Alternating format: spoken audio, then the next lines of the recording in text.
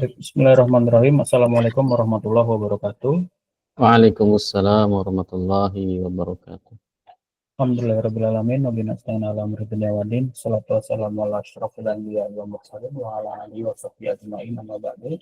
Alhamdulillah di kesempatan Jumat hari penuh berkah ini kita bisa kembali bermuajahah bersama Ustaz kita Ustaz Ahmad Jailani untuk melanjutkan kajian tentang tafsir As-Sa'di di surat pilihan, masih di surat As-Sammah.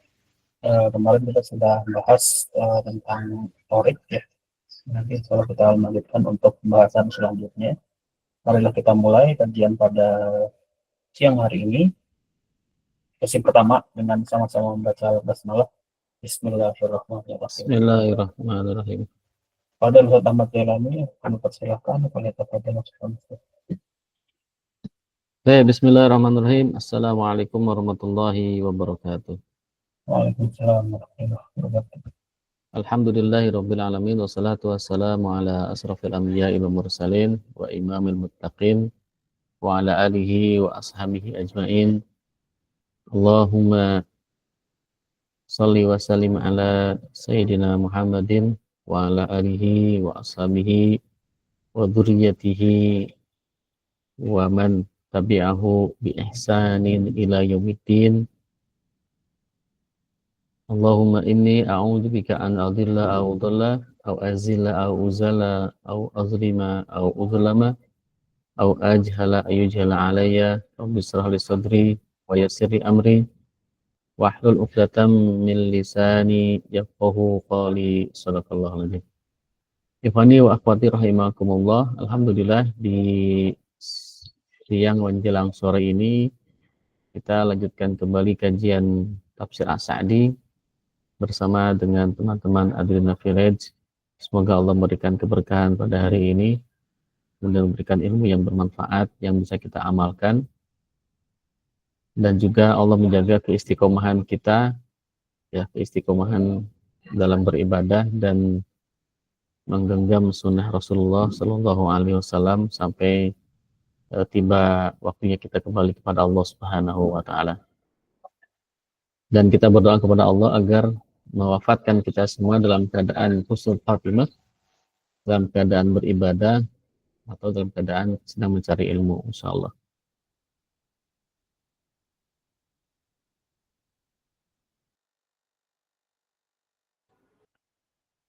Baik, hari ini kita akan membahas tentang tafsir suratul Buruj, surah Al-Buruj, ya, yaitu surah yang berjumlah 22 ayat dan dia adalah Makkiyah.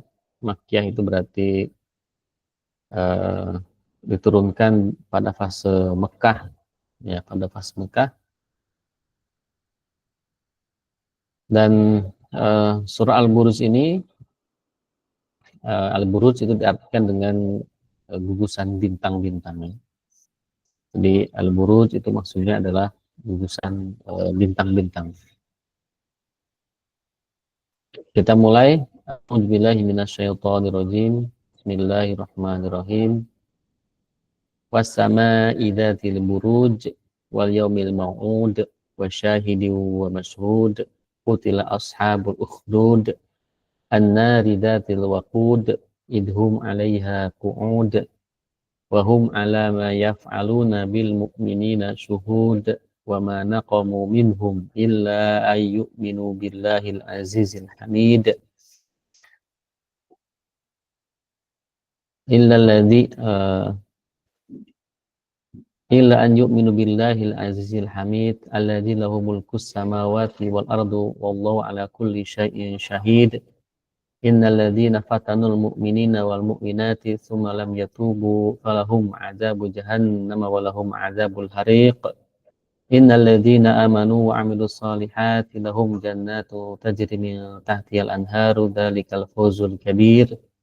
Inna batsha rabbika lasyadid. Innahu huwa yubdi'u wa yu'id wa huwal ghafurul wadud dzul arsyil majid fa'alul lima yurid. Hal ataka hadithul junud fir'auna wa thamud balil ladzina kafaru fi takdzib. Allahu min waraihim muhit bal huwa Qur'anun Majid fi lawhim mahfuz. Nah, Allah Subhanahu wa taala memulai surah ini dengan menyampaikan sumpah, ya, yaitu dengan kalimat was-sama'i dzatil buruj, ya, dan demi langit yang memiliki gugusan bintang-bintang, ya. Jadi zata al-manazilu al-mustamilatu ala manazil syamsi wal qamar wal kawakibi al-muntazamah fi siriha ala akmali tartibi wa nizami dalin ala kamali qudratillahi ta'ala wa rahmatihi wa sa'ati ilmihi wa hikmatihi. Jadi ayat pertama ini ketika Allah Subhanahu wa taala bersumpah dengan langit yang memiliki bintang-bintang, ini tujuannya adalah agar manusia melihat kekuasaan Allah Subhanahu wa taala. Ya, di mana yang kita ketahui bahwa bintang-bintang ini atau alam semesta ini terdiri dari banyak bintang-bintang, dan setiap bintang itu memiliki atau disebut dengan mataharinya, lalu memiliki satelitnya masing-masing yang disebut dengan bulan untuk di bumi. Kemudian bintang-bintang yang akan terang benderang di malam hari dan mereka tersusun dengan rapi, gitu ya, sehingga muncul gugusan bintang-bintang yang bisa digambarkan dengan sesuai dengan imajinasi manusia, gitu ya. Dan itu semua adalah bentuk kekuasaan Allah, dan ketika manusia melihat itu atau diajak oleh Allah untuk melihat alam semesta, seharusnya meningkatkan keimanan kita. Ya, meningkatkan keimanan kita karena melihat betapa besar kekuasaan Allah dan tidak mungkin mereka ada dengan sendirinya, dan tidak mungkin mereka itu diciptakan oleh makhluk yang lain. Pasti ini diciptakan dan diatur oleh Zat yang Maha Esa, Zat yang Maha Kuasa, yaitu Allah Subhanahu wa taala. Maka was-sama'i dzatil buruj, Allah bersumpah dengan langit yang memiliki bintang-bintang ini untuk mengajak manusia berpikir tentang kekuasaan Allah Subhanahu wa taala. Kemudian wa yaumil mau'ud, ya, yaitu tentang hari, ya, demi hari, ya. Lalu Allah berjanji yang kedua, bersumpah yang kedua dengan wal yaumil mau'ud, demi hari yang dijanjikan. Yang dimaksud dengan al-mau'ud ini adalah biyaumil qiyamah alladzi wa'adallahu al-khalqa an yajma'ahum fihi, di mana Allah berjanji akan mengumpulkan setiap makhluk yang telah Allah ciptakan semuanya di dalam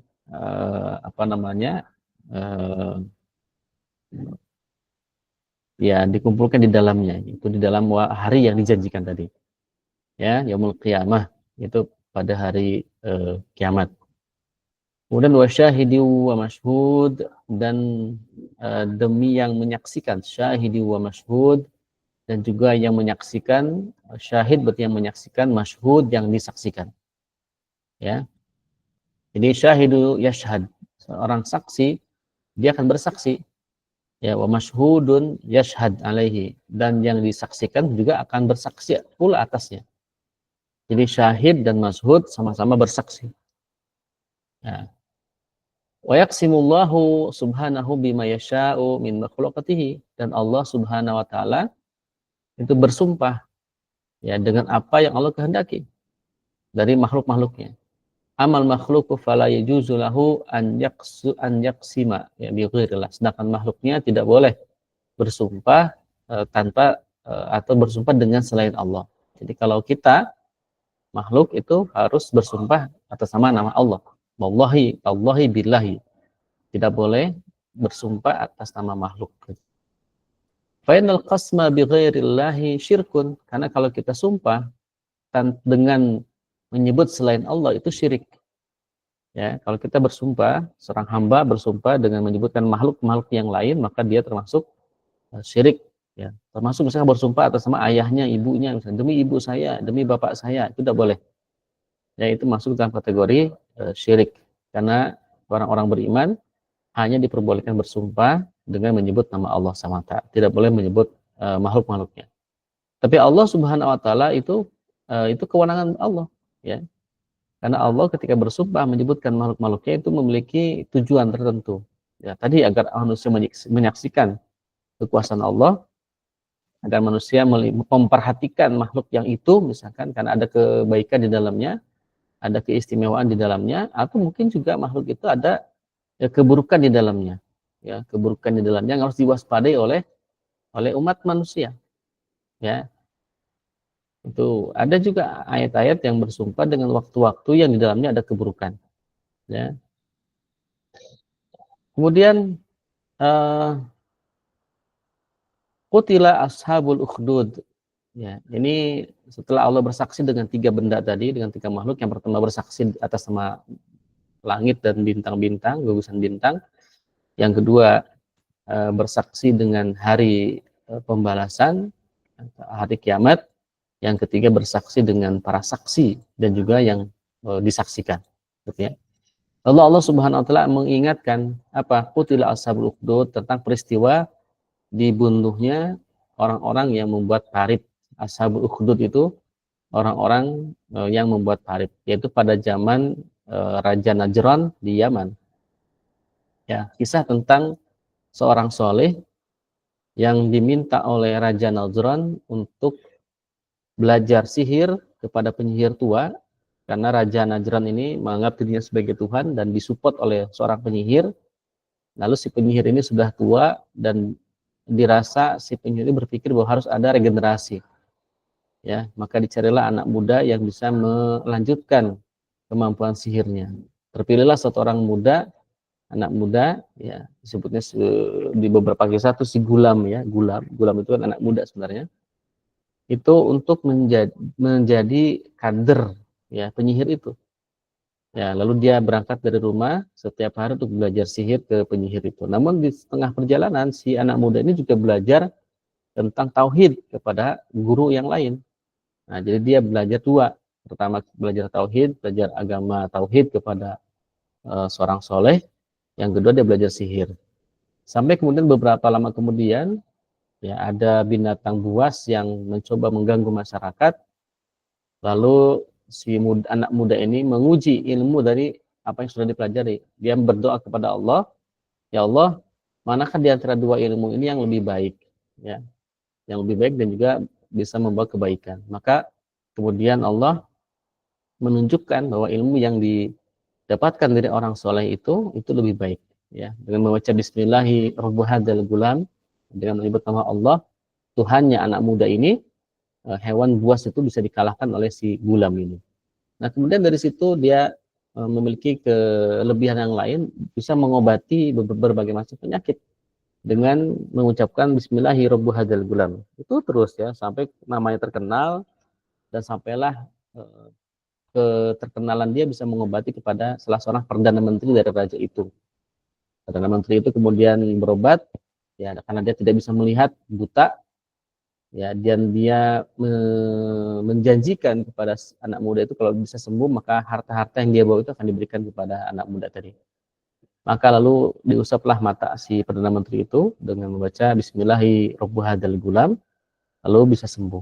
Maka kemudian si perdana menteri ini mengikuti ajarannya si anak muda ini sampai kemudian kembali kepada kerajaan. Lama-lama si menteri ini berbicara kepada raja dan menceritakan tentang kemampuan si anak muda ini. Lalu dipanggillah si muda itu. Kemudian si raja menyatakan ternyata si penyihir itu telah berhasil membuatmu ahli sampai namamu terkenal bisa mengobati berbagai macam penyakit. Ternyata yang membuat dia itu mampu mengobati bukan karena ajaran si penyihir itu, tapi berasal dari orang soleh tadi. Nah, lalu kemudian si raja itu ketika meminta mengobati, ya, lalu dia mengatakan bahwa ini semua bukan karena kehebatanku, tapi ini adalah karena kehebatan Tuhanku, yaitu Allahu Rabbuna, itu Tuhan yang mengatur alam semesta, Rabbul Alamin. Maka tentu si raja merasa marah karena ada Tuhan selain dirinya. Marah, kemudian mencari siapa yang mengajari anak muda itu sampai ketemu, ya, sampai ketemu si gurunya itu. Lalu si gurunya itu disiksa dan dibunuh di hadapan anak muda tadi. Anak muda ini juga kemudian berusaha dibunuh tapi berkali-kali tidak berhasil oleh raja. Raja tidak berhasil dibunuh sampai 3 kali, ya, 3 kali mau dibunuh tapi tidak berhasil. Akhirnya si anak muda ini, singkat cerita, ya, memberitahu kepada raja ini kalau ingin membunuh saya maka harus mengucapkan Bismillahi Rabbu hadzal gulam dan dipanah di bagian kepalanya dan diikat di tengah lapangan yang harus disaksikan oleh semua masyarakat kerajaan itu. Kemudian si raja karena sudah putus asa, tidak berhasil membunuh si anak muda ini, mengikuti sarannya anak muda itu. Si anak muda diikat di tengah lapang yang luas, lalu masyarakat berkumpul semua, lalu kemudian si raja itu melesatkan anak panahnya, dan ketika busur pertama, anak panah pertama dilesatkan, tidak membunuh si anak muda tadi, ya, meleset tidak sampai kepada yang ditargetkan. Lalu si raja itu marah, ya, dia kemudian menganggap anak muda itu bohong. Lalu dia mendekati anak muda tadi. Kata anak muda, apakah kamu membacakan Bismillahi Rabbu Hadzal Gulam dengan suara keras? Tidak. Oh, itulah mantranya, katanya. Maka si raja karena sudah jengkel, dia pun membaca keras-keras, ya, mantra tadi, Bismillahi Rabbu Hadzal Gulam. Lalu dilesatkan anak panahnya dan menembus kepada kepala si anak muda tadi, meninggal. Maka dari situ suara yang menggelegar tadi didengar oleh seluruh masyarakat pada waktu itu. Masyarakat menyebabkan masyarakat beriman kepada Tuhannya si gulam tadi. Si raja maka malah makin murka, makin marah. Ternyata apa yang diminta oleh si anak muda itu adalah jebakan. Itu adalah cara anak muda agar orang-orang mengimani Tuhan yang diimani oleh si anak muda tadi. Maka raja tadi marah, lalu raja memerintahkan pasukannya membuat tungku api, ya, yang besar, menggali tanah lalu membuat seperti kuburan api, ya, panas sekali, dan dimasukkan tungku di sana. Dan setiap orang yang mengikuti Tuhannya si pemuda tadi dicemplungkan ke minyak yang mendidih, gitu ya. Ada yang mengatakan minyak yang mendidih, ada yang mengatakan kobaran api yang menggelegar, gitu ya. Nah, jadi dibuat di parit lalu dilemparkan satu persatu. Sampai satu titik ada seorang ibu yang membawa anak kecil, anak bayi, ragu, gitu ya, untuk lompat dan mau balik, karena syarat raja kalau tidak mau celaka, tidak mau dibakar, tidak mau digodok, gitu ya, harus kembali kepada atau mengakui dirinya sebagai Tuhan. Nah, si ibu ini ragu tuh, mau ngakui si Raja Najran sebagai Tuhan, tapi kemudian bayi itu tiba-tiba ngomong, gitu ya. Bayi itu yang tidak bisa ngomong, yang mengukuhkan keimanan si ibu itu. Kemudian si ibu itu memilih lompat dari ke dalam kubangan api yang besar tadi. Nah, mereka yang disebut sebagai ashabul ukhdud, ya, mereka yang disebut sebagai ashabul ukhdud, yaitu orang-orang yang ada di dalam parit yang dibakar oleh si Raja Najran di kota Yaman, gitu ya. Nah, qutila ashabul ukhdud halaka wa udiba, ya, adaba wa lu'ina alladzina syaqau fil ardi syaqqan 'aziman li ta'dibil mu'minin. Binasa, disiksa dan dilaknat orang-orang yang membelah bumi sangat lebar, itu membuat parit tadi, karena menyiksa orang-orang yang beriman. An-naru dzatil waqud, ya. Kemudian yang api, dan sebuah api yang mempunyai kayu bakar. Ya, itu. Jadi yang berapi yang mempunyai kayu bakar. Jadi mereka menyalakan api yang panas dengan bahan bakar kayu tadi. Ya, idhum 'alaiha qu'ud. Ketika mereka duduk di sekitarnya, idhum qu'udun alal ukhdudi wa mulazimuna lahu, ya, saat mereka itu orang-orang kafir, ya, duduk-duduk di atas parit, ya, dan mereka bersama untuk menyiapkan parit yang akan dijadikan sebagai alat menyiksa atau membunuhi orang-orang yang beriman kepada Tuhannya si gulam tadi. Wahum ala ma yaf'aluna bil mu'minina syuhud, sedangkan mereka menyaksikan apa yang mereka perbuat terhadap orang-orang mukmin, ya. Jadi wahum ala ma yaf'aluna bil mu'minina min tankiri wa ta'dibi khudur, ya. Mereka hadir atas apa yang mereka lakukan kepada orang-orang yang beriman, itu berupa penyiksaan dan juga kekerasan. Jadi mereka tahu, ya, orang-orang yang akan disiksa itu sudah tahu, ya, bagaimana perlakuan si raja dan pasukannya terhadap orang-orang yang beriman. Nah, apakah mereka kemudian takut? Tidak, ya, justru makin menguatkan keimanan mereka. Mereka tidak takut. Itulah tanda-tanda orang beriman, ya, ketika dia berjalan di atas kebenaran lalu dia mendapatkan kesulitan atau penyiksaan, bukan malah membuat mereka kendor, ya, kendor untuk berjuang, tapi tetap berjuang, gitu ya, tetap berjuang untuk menegakkan tauhid, ya, menegakkan agama Allah dan mengesahkan Allah Subhanahu wa taala. Wa ma naqaw minhum illa an yu'minu billahil azizil hamid, ya, dan mereka menyiksa orang-orang mukmin itu hanya karena orang-orang mukmin itu beriman kepada Allah yang Maha Perkasa lagi Maha Terpuji. Jadi kesalahan mereka itu nggak salah. Rakyat yang mau dilemparkan ke Ukhdud tadi itu hanya kesalahan mereka hanya beriman kepada Allah saja. Ya, beriman kepada Allah, Tapi kemudian si Raja Najran tidak rela, ya, warganya itu beriman kepada Tuhan selain dirinya, gitu.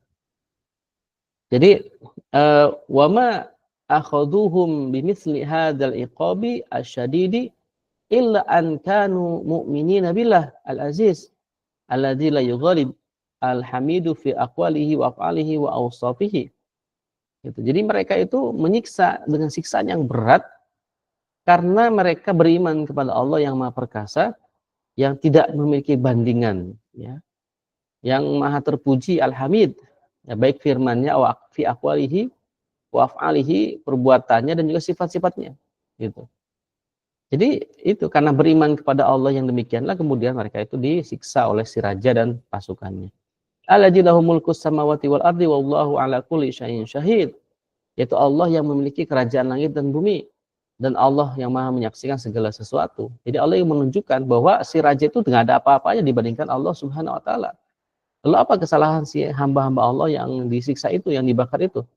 Ya, mereka itu hanya beriman kepada Allah, dan sungguh Allah itu Maha Perkasa, maha memiliki kerajaan di seluruh dunia. Sedangkan Raja Najran hanya satu kerajaan, itu pun hanya di kota Yaman. Nah, tidak melingkupi langit, bahkan bumi pun hanya sebagian saja. Tapi Allah memiliki kekuasaan langit dan bumi, gitu. Masya Allah. Ini Allah tuh ingin menunjukkan kekuasaan dulu kepada orang-orang yang pongah tadi. Ya, innal ladzina fatanul mu'minina wal mu'minati tsumma lam yatubu falahum 'adzabu jahannam wa lahum 'adzabul hariq. Ya, sungguh orang-orang yang mendatangkan cobaan, bencana tadi, itu membunuh, menyiksa orang-orang mukmin atau mukmin perempuan, mukmin laki-laki dan mukmin perempuan, tsumma lam yatubu, lalu mereka tidak bertobat sama sekali. Falahum, maka bagi mereka adzabu jahannam, siap-siaplah akan mendapatkan azab jahannam, ya. Walahum adzabul hariq, dan akan mendapatkan azab yang membakar juga. Karena perlakuan mereka yang membakar kaum muslimin, kaum mukminin pada waktu itu, maka siap-siaplah Allah akan menyiapkan siksaan yang lebih dahsyat dibandingkan ketika mereka ada di bumi itu. Nah, termasuk orang-orang Israel sekarang, ketika mereka membombardir pengungsi, membunuh anak-anak, membunuh perempuan, maka siap-siaplah Allah telah menyiapkan, ya, siksaan yang lebih dahsyat dibandingkan yang ada di bumi. Dan juga di bumi Allah sudah siapkan kemenangan kaum muslimin, dan sampai pada titik orang-orang Yahudi itu berlari koprat-kaprit istilahnya, ya, lari terbirit-birit karena takut dengan kaum muslimin, sampai kemudian mereka bersembunyi di sebuah pohon atau di sebuah batu. Nah, pohon dan batu itu ngomong, ya, mau orang-orang mukmin ini nih, orang-orang Yahudi nih ngumpet di sini, gitu. Ya, ngumpet, kecuali pohon gorgot, ya, pohon gorgot, pohon yang melindungi mereka. Makanya kemudian mereka sekarang ini banyak tanam pohon gorgot namanya. Innalladzina amanu wa 'amilus solihati lahum jannatun tajri min tahtiha al-anharu dzalikal fawzul kabir. Ya. Innalladzi, sesungguhnya orang-orang yang beriman, innalladzina amanu wa 'amilus solihati, dan orang-orang yang beramal saleh, lahum jannatun tajri, mereka memiliki surga. Ya, bagi mereka itu surga. Apa? Min tahtiha al-anharu, yang di bawahnya itu ada sungai-sungai. Ya, dzalikal fawzul kabir, itulah kemenangan yang agung. Jadi ketika orang-orang beriman itu mau disiksa, mau dibakar, maka Allah menjanjikan kepada mereka, ya, ingat ya, Allah menjanjikan kepada mereka pahala yang besar, yaitu surga, dan akan menyiapkan sungai-sungai. Itulah yang dirasakan oleh saudara-saudara kita di Palestina, ya. Ada beberapa korban tuh melihat, aku sudah melihat surganya, Masya Allah. Jadi mereka betul-betul melihat surganya Allah Subhanahu wa taala. Ya. Innal ladzina shadaqullaha wa rasulahu, sudah azan di sini, ya. Baik, kita stop dulu, kita lanjutkan nanti setelah sholat. Barakallahu fikum. Ya, baik, terima kasih Ustadz atas penjelasan materi di sesi pertama. Insya Allah ini karena kita jam 3 baru mulai azan. Nanti insya Allah bergabung kembali di jam 15.25 menit. Insya Allah. Barakallahu fikum. Terima kasih. Assalamualaikum warahmatullahi wabarakatuh. Waalaikumsalam warahmatullahi wabarakatuh.